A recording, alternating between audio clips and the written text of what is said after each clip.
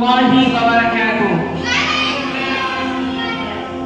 Innal hamdalillahi wahdahu wassalatu wassalamu ala man la nabiyya ba'da amma ba'd. A'udzu billahi minasy syaithanir rajim. Bismillahirrahmanirrahim. Wa qadha rabbuka alla ta'budu illa iyyahu wa bil walidayni ihsana.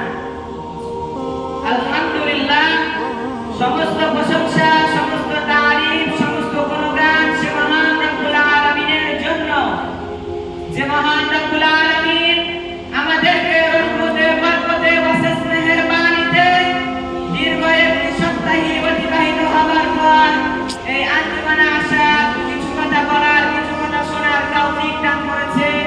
আমরা সকলেই বলি আলহামদুলিল্লাহ। তারপরে বলে প্রিয় হাবিব হযরত মুহাম্মদ রাসূলুল্লাহ সাল্লাল্লাহু আলাইহি ওয়াসাল্লামের উপর দরুদ বর্ষিত হোক। আমরা সকলেই পড়ি সাল্লাল্লাহু আলাইহি ওয়াসাল্লাম। আঞ্জুমানের পক্ষ থেকে আমাকে বিষয় দেওয়া হয়েছে পিতামাতার মর্যাদা।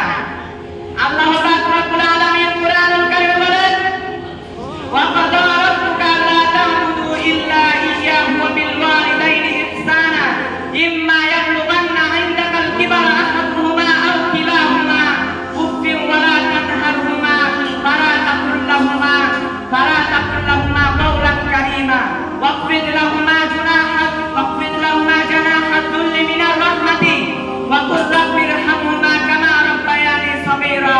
আল্লাহ পাক রব্বুল আলামিন বলে, তোমরা আমার ইবাদত করো, আমার ছাড়া অন্য কারো ইবাদত করবে না। আল্লাহ পাক রব্বুল আলামিন আর বলেন, তোমার পিতামাতার সাথে সৎ ব্যবহার করো, তাদেরকে যদি বৃদ্ধ অবস্থায়